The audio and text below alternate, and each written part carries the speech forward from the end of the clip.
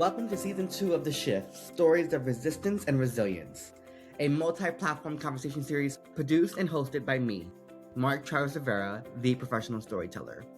I believe that stories have the power to change the world. Through honest conversations and powerful storytelling, we explore how people challenge systems, shift narratives, and transform culture, creating a more inclusive, just, and liberated world in our lives and in our work. Here on this podcast, you'll hear from changemakers, truth tellers, and community builders who are using their voices and their stories to move us forward. So if you believe in the power of storytelling to spark change, you're in the right place. Listen closely, take notes, recognize our shared humanity. This is The Shift.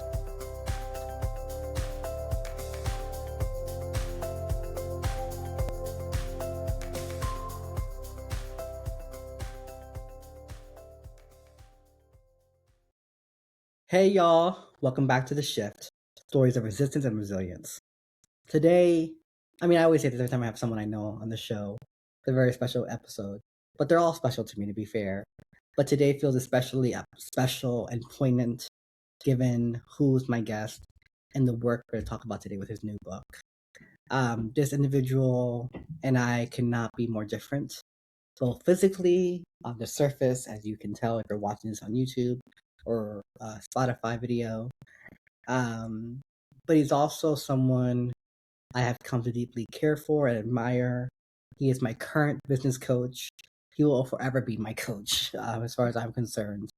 And when he had to terminate my contract with the consulting firm, where I met him, he turned around and helped me launch the Professional Storyteller. And I can literally say I would not be where I'm at with my firm had he not offered to coach me and mentor me in year one. And so today's guest is the one and only Nick Reich, a leadership coach, author, and CEO of Abundant Empowerment, and an organization dedicated to developing full circle leaders and high trust, high performance teams. His upcoming book, Every Player is Bigger Than the Program, blends storytelling, strategy, and systems thinking to help leaders navigate complexity with clarity, courage, and humanity. With more than 2 decades of experience across the social impact, nonprofit, and for-profit business sectors, Nick is known for translating complex change into practical, actionable leadership. His work focuses on building cultures of trust, strengthening alignment, and helping leaders grow into more conscious, effective stewards of people and purpose. He has advised and partnered with organizations ranging from startups to global organizations and has coached hundreds of leaders worldwide.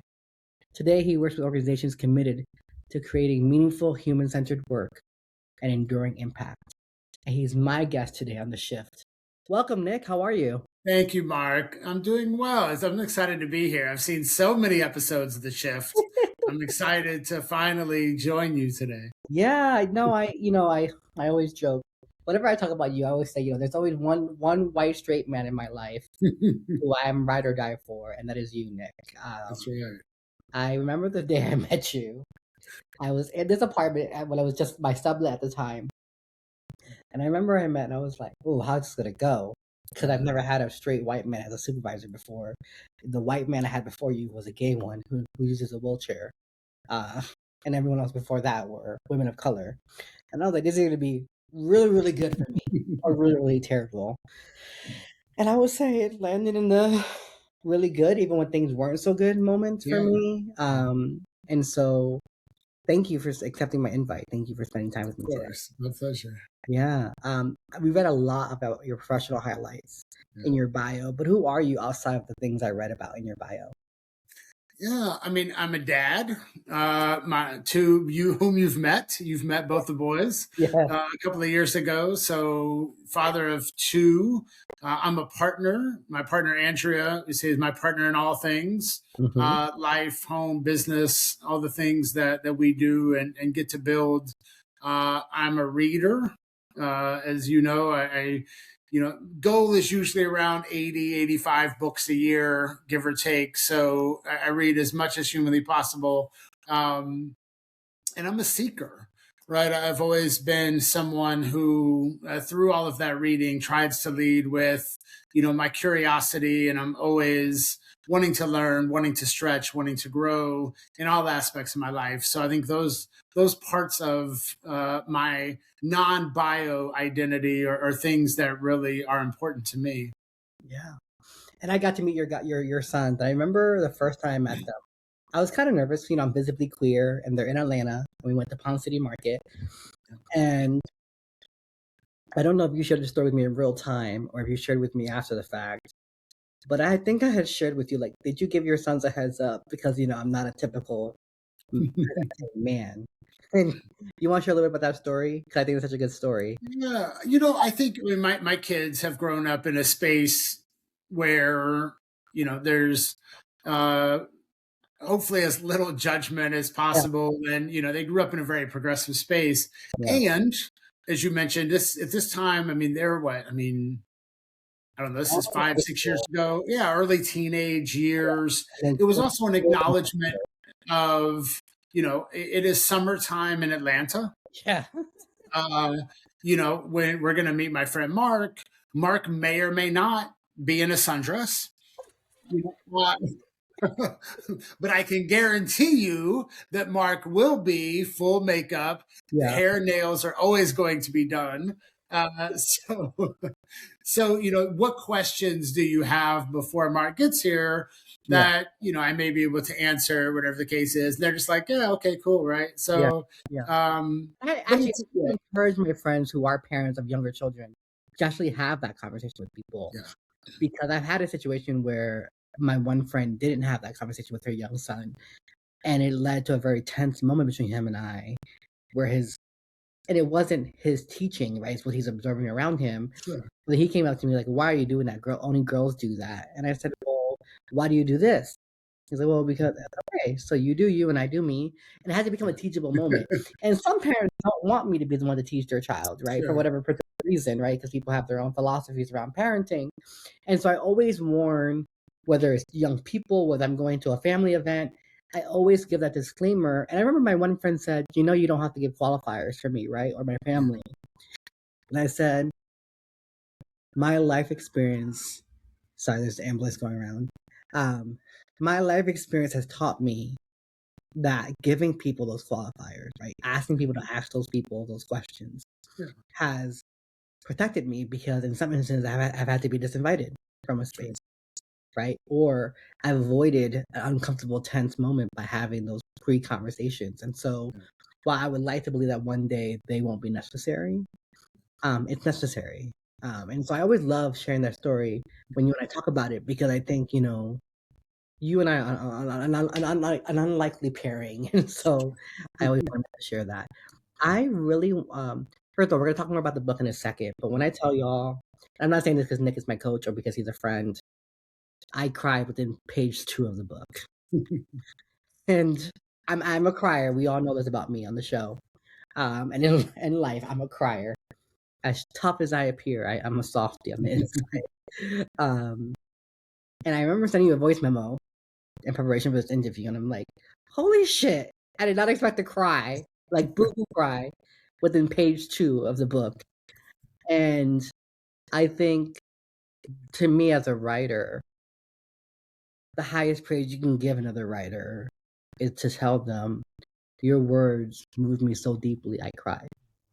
Right? When you can invoke something in someone, whether it's a new thought idea, whether it's anger, sadness, joy, whatever, whenever you can move someone with your words, to me, you're doing the right thing, or you're writing well enough that people are captivated by the story. Because I have to be honest, I'm not a sports guy, right?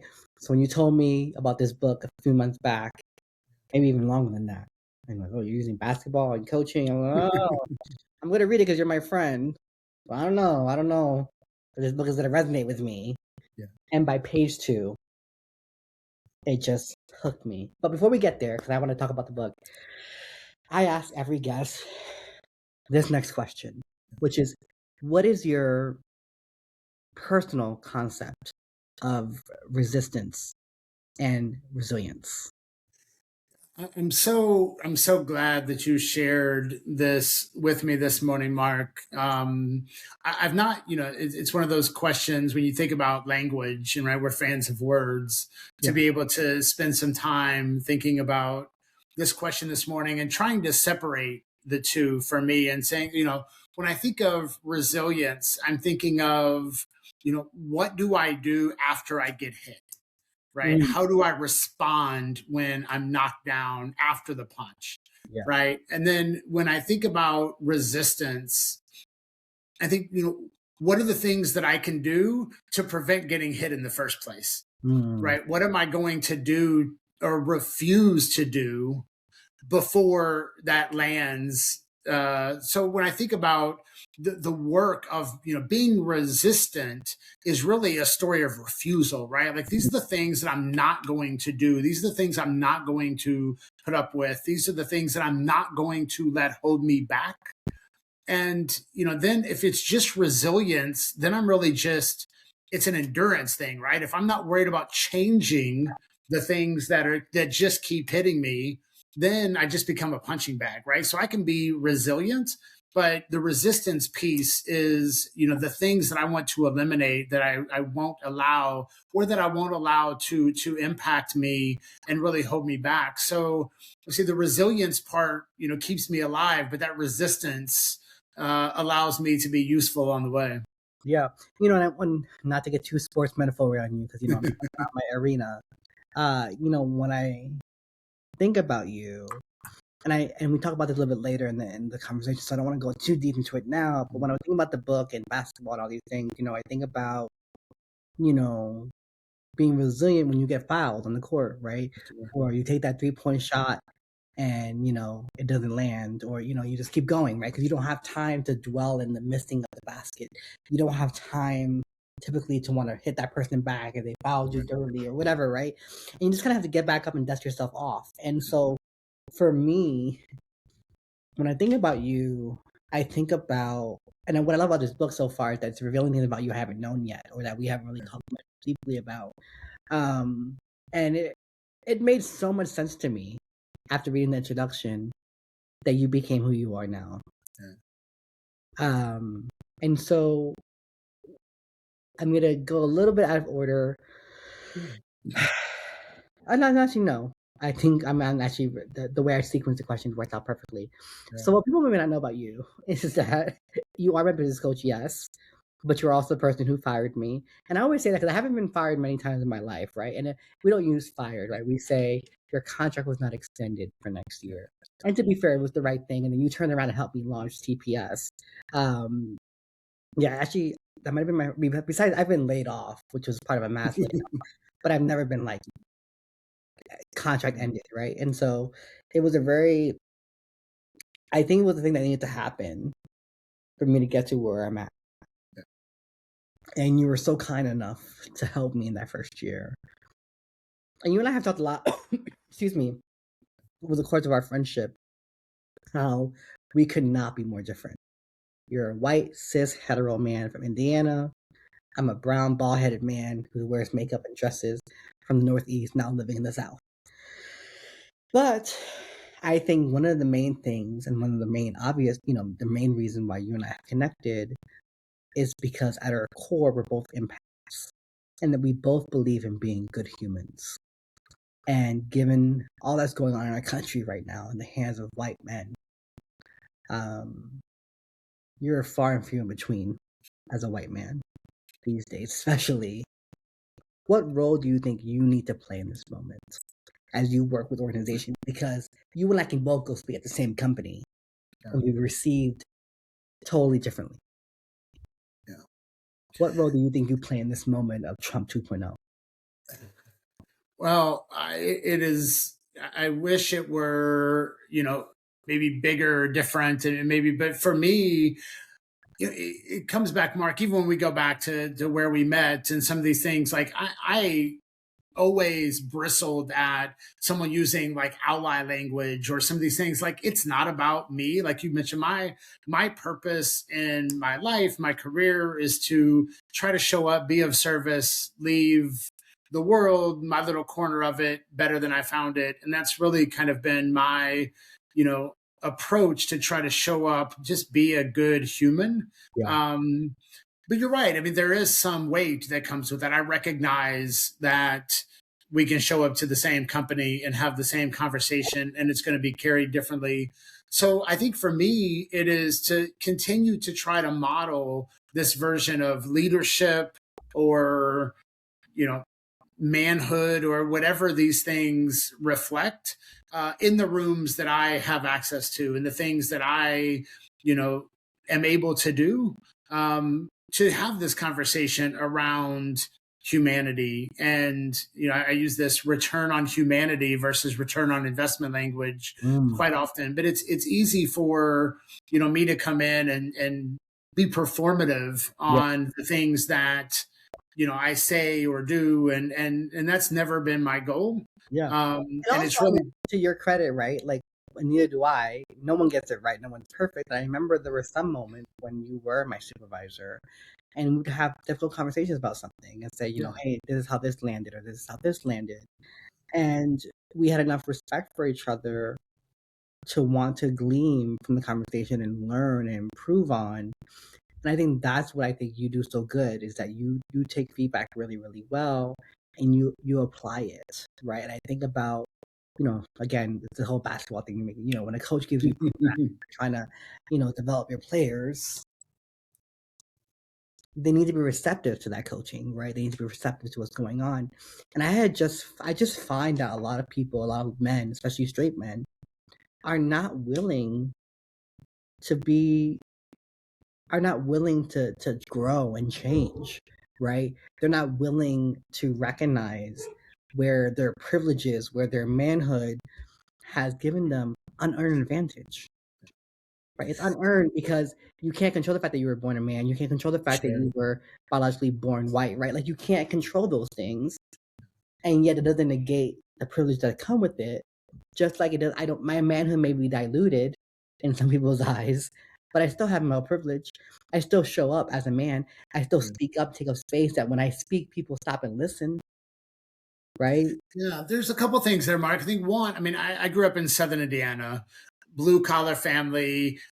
My dad's family are farmers. They hunt, they fish, they work on cars, things I've never wanted to do, never wanted to be a part of. So even within my family dynamic growing up, I had that experience of not fitting in, of not being manly enough for them in rural Southern Indiana. Right. So, as I've grown up, and again, for me, it's never been about, what I'm putting off onto someone else. It's really about showing up with curiosity. So to your point, I'm always open to learn, because I think with coaches, with leaders, with anyone, there's this expectation of having all of the answers. Yeah. And, we actually create greater credibility with our people when we don't pretend to have all of the answers. There's a lot of things, especially with new circumstances. You've probably heard me say this, there have been plenty of times I was the only white person in a room, but until the company where we were working together, I had never been the only straight person in a room. So being able to ask those questions, I get this, I understand this part of cultural differences and dynamics. Yeah. This other part I may not. So if I say something that doesn't land, if there's something I don't know, let's have this conversation, because I've never experienced this before. So help me learn and understand. Yeah. It is also really rare to be the only straight person in any company, right? That was a very unique experience, I think, for everyone involved, in that it's a rarity, right? Like, to have all these queers and trans folks just having stuff. I'm so tickled by that. Yeah, I forgot about that. I have to talk about the book, but I also want to add something you just said too, around it adds more legitimacy when you admit that you don't know everything. I also think it speaks. I always say, if my therapist doesn't have a therapist, if my coach isn't also in coach or some sort of coaching, I get weary about them, right? Because I always say I see a therapist who can see through my intellectualization of my feelings. So he's really good at doing that. Dr. Jenkins, shout out to him. And and then you're my business coach, and you know me well enough to know when I'm bullshitting myself or other people. And so you'll call me in and be like, okay, Mark, I know you. What's going on, right? And you get to the heart of the matter. And I remember after year one, we did a year-long coaching. And then I got, tunnel vision, and I was growing this business and grinding and grinding and grinding. And next thing you know, it's 2025. Okay, we crossed six figures for the first time. All right, we did it by June last year. All right, now it's 2026. And in January, I told Melissa, the business is at a level of operations that exceeds my level of experience. We need to invest in bringing back Coach Nick. I need to work with Nick again. And I remember telling her maybe last week, I said, oh my gosh, I'm already seeing the return on investment on just a few sessions I had with Nick this year alone. I was like, it's worth every penny, right? Because I'm operating at a level I've never been before. And as a first generation, as a queer person, as a person of color, there are so many things I don't know. And having you as my coach has, especially over the last couple of weeks, has come in handy in more ways than one as I navigate this season of my life. And so I want to tell people who are either coaches themselves or entrepreneurs to take the time to invest in your own professional development. And to have being a coach who has a coach, to me, doesn't make me less worthy as a coach, right? It makes me more valuable because I learn from you. I notice your techniques, your approaches, and I take what feels right to me and try to test it out on my clients and see what works for them. And you're such a great coach in that regard. As I'm learning, you're also a great basketball coach, which is a good segue to the next question I'm about to ask you. This is your first leadership book, correct? This is your first. It is. Your first leadership book. Every player is bigger than the program, a people-first playbook for building high-performing teams. And first and foremost, great title. Love it. And I have to tell you that I started reading this book, I mentioned this earlier, when in the first few pages, I was crying. You talk about how you went from being a college student playing basketball to getting kicked out of college. And how that led you to a journey where you are, right? In the book you write, I was a searcher. This line is what brought tears. I was a searcher, always lost, never found. Yet, your seeking led you to become a basketball coach for a high school. Tell me why you decided to write this book now. It's something I think a lot about, Mark, on the always lost, never found, right? Because when you're someone who is always seeking and always searching and always feeling like, then you have this sense of being lost. And I think one of the things that I didn't talk very much about, until just recently when the book was coming out is, I was kicked out of college. I experienced homelessness, different things that, when you fast forward to my life and career now, I think I've got to keep all of those things hidden in the closet because I don't want anyone to view me differently now. That somehow diminishes the things that I've done, it diminishes the leadership positions that I've held or whatever the case is. So, being able to express that. And I'll be honest, the first part of the book, the first draft of the book did not have that introduction. It did not have anything about my history. And I got some feedback and some encouragement and some loving pushes to include those things. Because again, and not to derail you, so I interrupt, but I have to say this because you and I have a very unique relationship that we both have been coaches for each other at different times on different projects. Yeah. And you had hired me to be your coach for a talk you were giving, a business talk you were giving. Yeah. And we had piloted this boot camp version of Storyteller Speak with you. I've actually done that now, I think 3 times, and it's been really, really positive. So shout out to you for being one of the first pilot members to do that. And I remember telling you and pushing you to be more vulnerable in that way, to tie in the human to the leader, right? Like you can't say you want to build human-centered workplace cultures and not show your own humanity. So I'm glad that the people around you pushed you. I would have done the same thing. Yeah. And it was hard, right? Because again, those are things that clearly make us who we are. And, there's some concern that, well, if people know this part of the story, then it somehow will reflect negatively on, their perception today, which clearly isn't the case, right? That's No, of course not. my own baggage to navigate through. But not just your own baggage, to be fair, we have been conditioned to think that way about business. Sure. Yeah. Right? We think about some of the worst leaders you and I have ever had as bosses. What do they have in common? Right? Either they were fake. One of the things I asked this question a lot. They were either faking the funk, right? Yes. They were not practicing what they were preaching or teaching, or they were so unable to be human that they couldn't connect. They couldn't land. Yeah. You talked about the journey led me to being a basketball coach, but it's not completely right. What my journey led me to be was a school social worker. Yeah, sorry, I was going out of no, but that was the journey of that was going through the things that I went through. Can you actually I don't know if you have the book in front of you, but can you read? Do you have the book in front of you? I do. Can you read out loud? I know I didn't ask you this, so we're kind of going off this. That's all right. But I feel like we need to do this. Can you read that page? I can find the page in 1 second.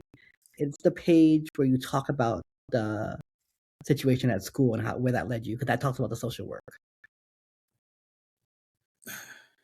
I'm trying to find the page for you. Is it different in the ebook? It might be, but I mean, I don't know how much time we have, but let's read from. Hold on. Go from just go from the introduction. Is the first page on my end. Yep. To the and then skip down to where you get to the social work part. Before I ever won, I was lost. After high school, I chose a small Christian college in rural Illinois in order to have a chance to play basketball at the next level. After quitting basketball in my senior season of high school, I really wanted the opportunity to prove I could still do it. At 19, I thought basketball was my purpose. I had a great sophomore season, culminating in our team winning its first conference tournament in years. I scored 5 points in the final 7 seconds of the conference championship game, turning a 4-point deficit into a miraculous win in the conference finals. For a brief moment, I believed I had arrived. Just a few weeks later, I was arrested for possession of marijuana in Kentucky at a party with friends. 48 hours after that, I was told to clear everything I owned out of the dorms and leave campus. I can still remember the sound of the door closing behind me, how quiet it was. One day I was a college athlete and an emerging leader in the locker room. The next, I was a kid with a car full of boxes and no idea where to go or what to do next. For the next several years, I drifted. I moved to Washington State for a while, chasing space and distance more than direction. I often wondered if I was running away from something or towards something. Then I traveled back home to Evansville, Indiana. Drugs and alcohol were constant companions, distractions from guilt and shame over being kicked out of college. I felt like I had let myself and others down. I worked odd jobs, enrolled for a brief semester at the University of Southern Indiana, moved to East Lansing, Michigan, then again to Indianapolis. I was a searcher, always lost, never found. When I finally landed in Indianapolis, I was lucky enough to get a job with the Boys and Girls Clubs. The kids didn't care about my past. They cared that I showed up. The leadership of the organization believed in me enough to encourage me to finish my college degree at Indiana University, Indianapolis. I chose social work because I wanted to help young people avoid the mistakes I'd made.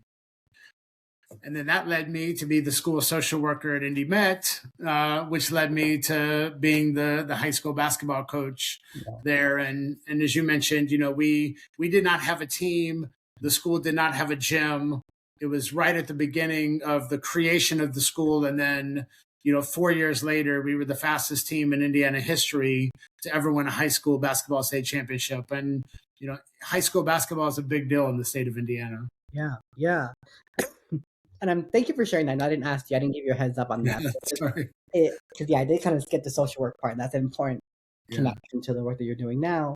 But it was just the idea And you were talking about showing up for the kids. Yeah. And even when they didn't play as well, right? Because they didn't play as well, right? They lost a little bit in the beginning. They lost more than they won, according to you in the book. Yeah. And yet you kept coaching and developing them. And suddenly, what was a low-performing team became a championship-winning team in a matter of 4 years, to your point. And, I think is this your first time doing an interview where you read the book out loud? Yes, the first time I've read the book out loud. There, Okay. yes. Yeah, because I was like, he's getting a little flustered there. Okay, yes, and I wanted you to do that, but first I'm excited to have the exclusive reading of the book because it's podcast will drop soon. But I wanted folks to read it, hear it in your voice, and I hope you are doing the audiobook. By the way, I don't know if that's a plan for you. You should do the audiobook, because people need to know the person behind the title. And I didn't see the earlier draft, so I can't compare it. But what I know of you, I have never seen you be this vulnerable in a professional context. Yeah. There's certainly a lot of things that get shared in the book that I don't talk a lot about. But you talked about why now when you first asked that. The basketball story ended in a lot of ways 15 years ago. So, that state championship was in 2011, and my career has taken a very different path from school social worker and basketball coach to the things that I'm doing now. And I'd never wanted to go back and tell the 15-year-old basketball story. Every time it comes up over the last 15 years, people say, oh my God, that should be a book. The basketball story in and of itself is a great story. But your point, it's not necessarily, I say it's a leadership book through a basketball story. And through the process, I was having some folks read it that didn't know me, didn't know the story, did not like sports, and to decide if it was something that would resonate with a wider audience. But really, the timing of the book that's come together now is the ability to put together these simple, easy framework of, one of the things that's always been curious to me is why, right? I was not the best coach. We did not have the most talent. How did we do something that it's never been done before or after in Indiana high school basketball? So then it was looking at all of the other leaders that I've been around, all of the other teams and organizations that I've been around, and what were the common threads that I could trace back to our experience about building culture, building people, building teams, and how does that translate? Because you talked about the winning of the games and all these things. I always say we were not successful because we won that state championship. Let's say we lose that game, that doesn't make us any less successful from the kids that we developed, the people that graduated high school that might not have otherwise, the people that went to college, now the families that they lead, all of these different things that have happened. That is what success looks like. Not because we won a couple of basketball games or because we won one in particular. And I think that's the thing that leaders have to come back to. It's not about quarterly revenue. It's not about this short-term KPI. It's really around how are we developing the people? How are we developing these teams to be able to drive results that are likely going to surpass any of these goals that you could have created otherwise, that you won't get to without developing your people in that way. Or, you may meet those short-term goals, but you're still limiting the long-term success of those humans and of your team. So I think that's really the why now is I'm finally able to take everything that I've learned in 15 years, starting with the basketball, and then seeing how leaders and teams can implement these things and be able to put it in a framework and a playbook that folks can take and really run with. And it's not a heavy lift resource wise. It's more of a mindset shift around the ways I think about leading others. Yeah, absolutely. I know in the interest of time we have to get going, but I just want folks to read this book. They need to read it. I know, listen, I love Brene Brown, but her latest book, Strong Ground, has so many sports metaphor that just took me out. Like, I couldn't finish the book. And I've never, I'm a huge fan of her work. I have never not finished a Brene Brown book. Yeah. and I just couldn't do it. So I was a little nervous reading your book. I was like, oh, I don't know if I can handle all these sportsmen because it just takes me out, you Yeah. know. But so far I'm hooked. I'm committed to finishing it. I have the ebook now, but I'm gonna get a physical copy and a signed copy from my friend Nick. So be sure y'all to make sure you pre-order his book. I'll make sure to link in the show notes. But I have to ask you, Nick, if you can summarize this in one sentence. What do you hope to shift in society through your work?